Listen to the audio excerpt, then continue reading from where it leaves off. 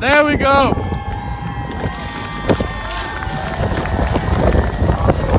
Look this way. Get closer, Dave.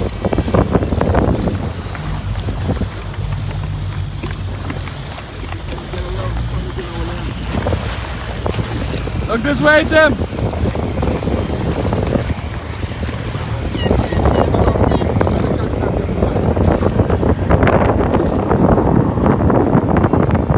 This way, Tim. Tim. Look this way, brother. Look this way. Epic. Well done.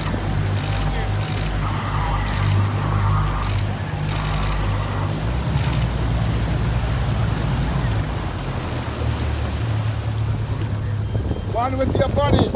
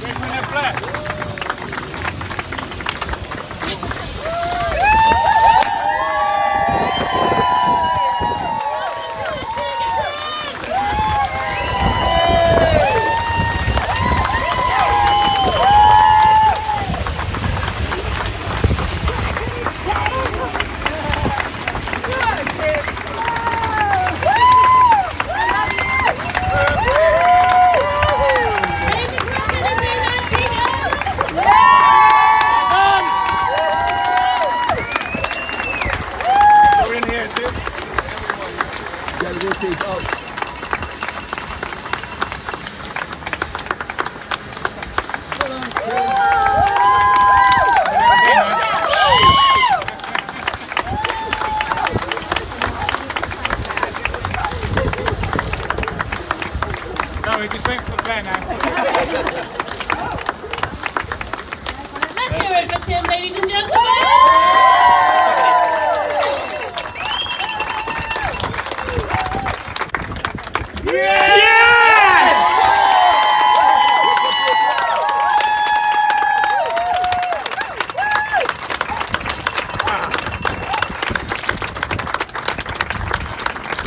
You got one more in there, Tim?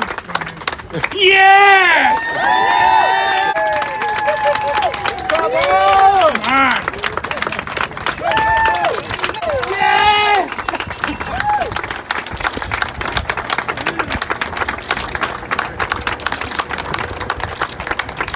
Kraken is tamed! Well done, buddy.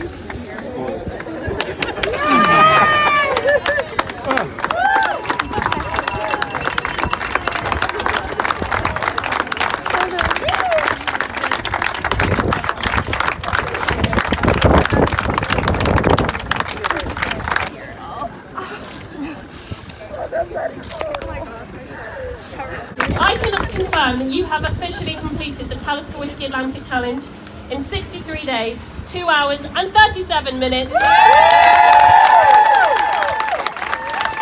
hear it for Tim! Hip hip! Hip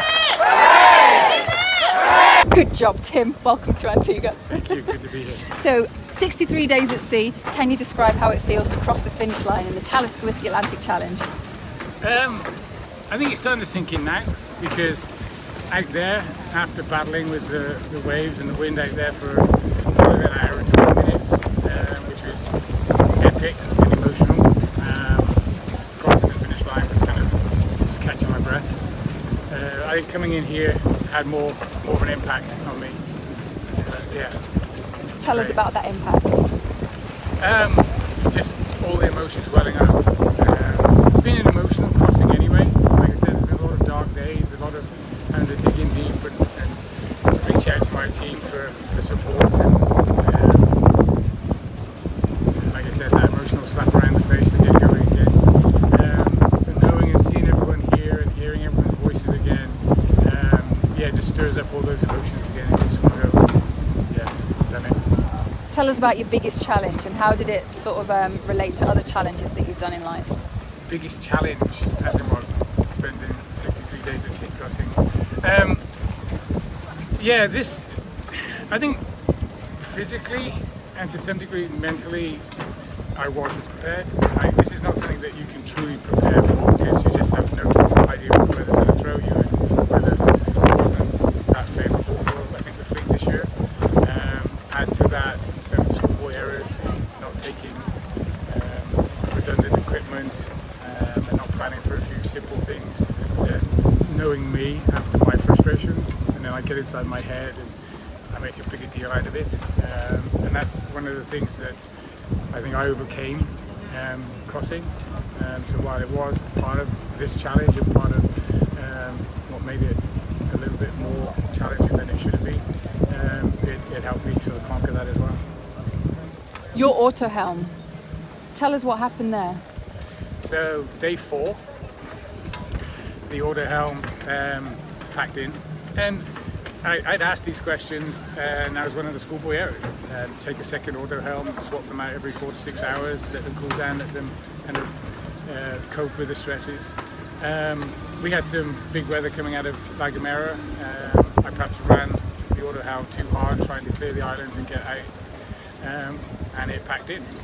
And so I thought, right, hand steering, foot steering, and for some reason I just could not get a grip of it. So I'd spend an hour literally pirouetting around 6 or 7 times, getting more and more frustrated, and thinking, I'm now in the middle of the ocean, what am I going to do? If I can't steer, I'm just going to float across. So I started to play around with the auto helm, brought it back to life once, twice, 7, 8, 9, 10 times. Started taking pieces out of it. There was a retaining clip that was sort of sticking out of an odd angle that shouldn't have been there, so I took that out, kept going. And then towards the end, one of the biggest problems is that it overheats. So what I did is I repurposed my cabin fan, laid some sort of wet towels over the motor and used the towel to cool it down. And it's still going now, other than this last epic sort of approach in here since day 4. So for 59 days I've managed to keep the one auto helm somewhat working. It wouldn't work in big seas, and it didn't like any crosswinds, but it got me here.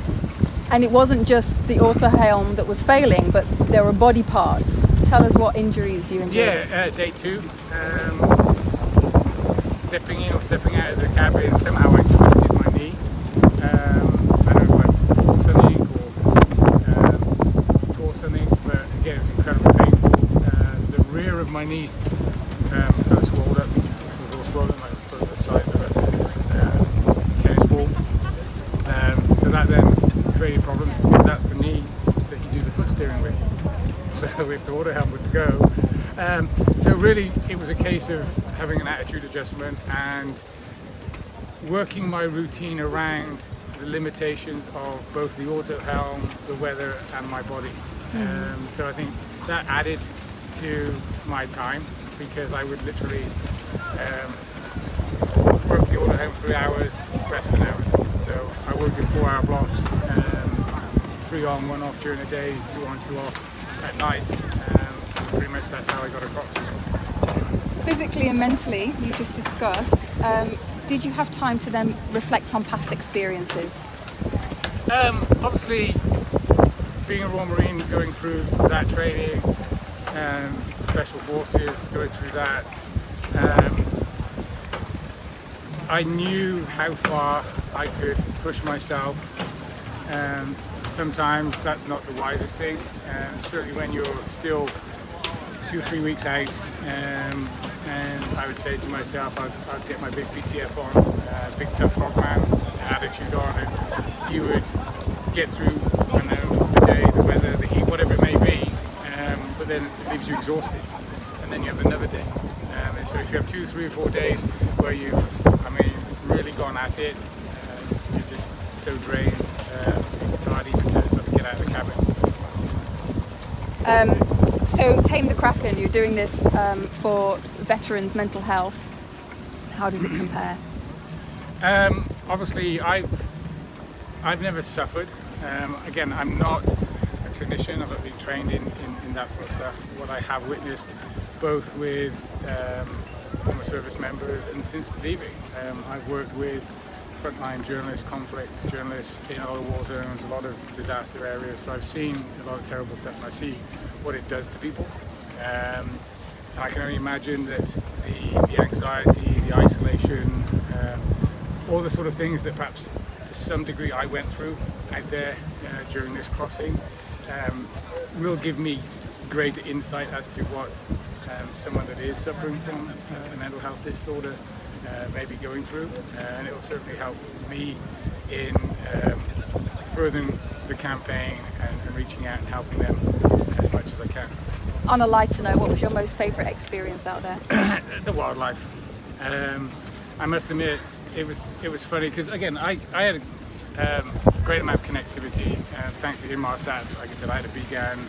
I'm checking social media. I'm sending videos, and I'm seeing all the other teams going, "Oh, we saw a dolphin. Oh, we saw a whale. Oh, we've seen a shark." And I saw nothing apart from a few ships. So I was getting a little bit kind of, oh, really? I'm going to come all this way and not see anything. And I think it was either that day or the following day.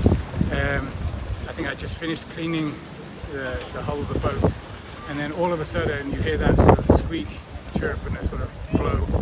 And I look up, and everywhere I look around, there's dolphins. There must be 40, 50, maybe even more, all swimming around the boat, playing with the boat. Yeah, it was just amazing. We had a pilot whale, again, come, and it stayed with me almost an hour, swimming alongside the boat, and kind of interacting with the boat, wanting to swim in front, under, and across the bow. And then, just last night, most of the night, I had a bird perched up on the rear cabin with me, up until a big squall hit, which again was another moment where I had to chuckle to myself, thinking, this is the home stretch now, we get hit by this squall, I'm heading north, order helm goes, I'm flat on my back, origoshi, because the waves hit. And again, I just start laughing at myself because you think, really? Really? This is the last day, the last night, and you're still not going to give me a break. So. You just talked about cleaning the hull, and I've just heard that your boat is spotless. How did you keep it so clean throughout? The rain. The amount of rain we had. That's just me. It sort of lends itself to my sort of OCD. Also being a Royal Marine, we're taught to sort of look after yourself, look after your equipment. I kept the boat very simple, kept all my equipment fairly simple, so if I didn't need it, it wasn't up on deck. If I finished shooting something, if I finished with some rubbish, then it went into a rubbish bag, and that was it. Last two, how do you feel about the ocean now? It's still, I love the ocean, I love the water. That hasn't changed. I think there's a newfound respect. I have conversations with the ocean while I was out there. Again, going, really? Again? So yeah, healthy respect for the ocean, and yeah, I love it. And what have you learnt about yourself? Probably not to take myself so seriously. I can't control everything. I mean, that's my problem. I try to control things that I never will control. And again, beat myself up, get inside my head, and that sort of stuff. So I think I'll be a better person in that regard going forward. Thank you, Tim. Thank you.